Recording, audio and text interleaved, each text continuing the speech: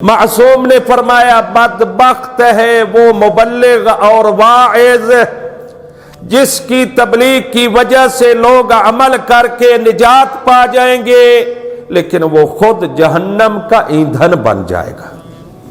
میں ممبر پہ بیٹھا، میں بڑا مبلغ ہوں، میں بڑا مولوی ہوں، میں بڑا عالم ہوں، میں بڑا واعظ ہوں، آیا میری خلوت اور جلوت ایک جیسی ہے؟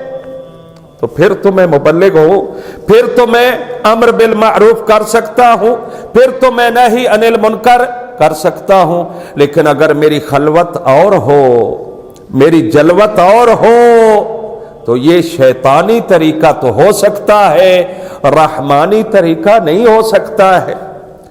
جلوت میں آؤں، کرسی پہ بیٹھ کر کہوں شاہ صاحب دلوں میں محبت ہونی چاہیے، ایک دوسرے کا احترام ہونا چاہیے، ایک دوسرے کے حقوق کو پورا کیا جائے، لیکن میں خلوت میں جا کر کہوں کاظمی صاحب کو ایسے گرانا ہے کہ پھر اٹھ نہ پائے، یہ تبلیغ نہیں ہوتی ہے، یہ شیطنت ہوتی ہے۔ انسان کو چاہیے اگر مبلغ بننا چاہتا ہے، واعظ بننا چاہتا ہے، اپنے دل کو صاف کرنا ہوگا، اپنے ذہن کو صاف کرنا ہوگا۔ مولا کائنات علی ابن ابی طالب علیہ السلام ارشاد فرماتے ہیں مؤثر اور اثر والی وہ بات ہوتی ہے جو صاف و شفاف دل سے نکلتی ہے، وہ اثر کرتی ہے۔ جو گندے دلوں سے بات نکلے نا وہ اثر نہیں رکھتی ہے، وہ ایسے ہے جیسے تیر ہوا میں آپ نے پھینک دیا۔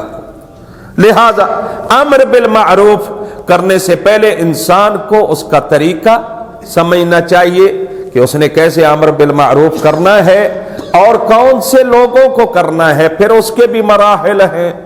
یہ نہیں ہے کہ پہلی بار ہی میں ڈنڈا لے کر کھڑا ہو جاؤں، اگر تم نے نماز نہ پڑھی اتنے ڈنڈے۔ ویسے آج کل مشکل یہ ہے کہ ڈنڈوں کا نام آ جائے تو لوگ نماز پڑھتے ہیں۔ ہمارے ہاں ایک بہت بڑا خاندان ہے ننگیانہ صاحبان، ان کے گاؤں ہے جلال پور جدید ننگیانہ سرگودا میں، چھوٹا سا گاؤں ہے، بڑی ساری مسجد ہے، بڑی خوبصورت مسجد ہے۔ اس کی بنیادیں اتنی چوڑی تھی کہ اس وقت یہ گاڑا ہوا کرتے تھے، گاڑی ایک ہوتی تھی بڑی، ایک تو گدھا گاڑی ہے نا، ایک بڑی گاڑی جس پہ بیل، وہ اس بنیاد پہ چل کر آتا تھا، اتنی چوڑی تھی۔ مسجد آج تک ہے، بڑی خوبصورت ہے، اور میں کہوں گا یہ بھی ایک نوادر میں سے ہے۔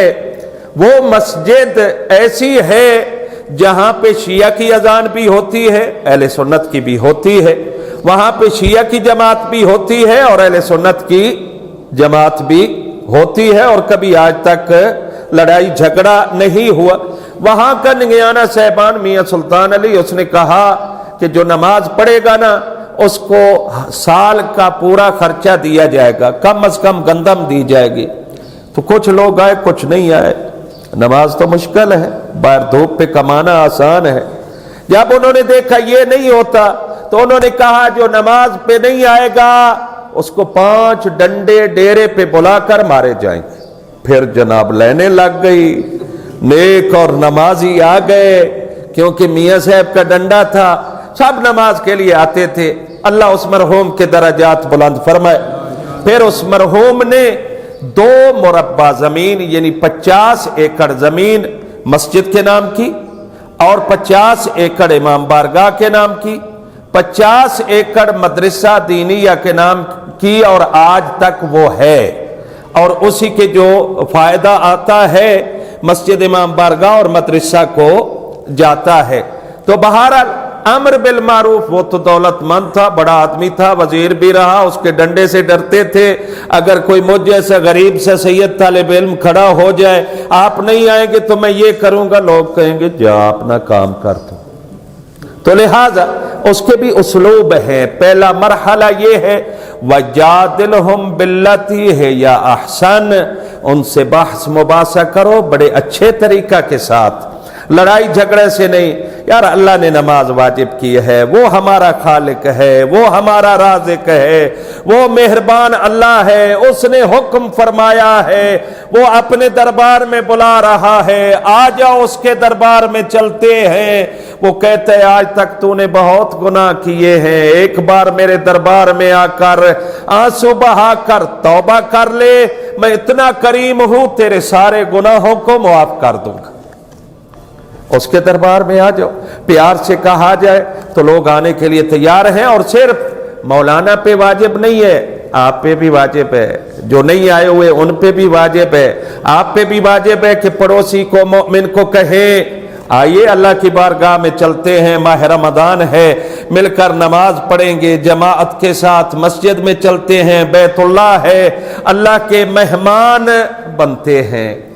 हर आदमी एक एक नमाजी, पहले भी अर्ज किया था, नमाजी लेके आए तो कितनी तादाद बढ़ती जाएगी। लिहाजा ये शरई वजीफा हर एक इंसान पे वाजिब है, जैसे मौलाना पे वाजिब है वैसे अवाम पे भी वाजिब है।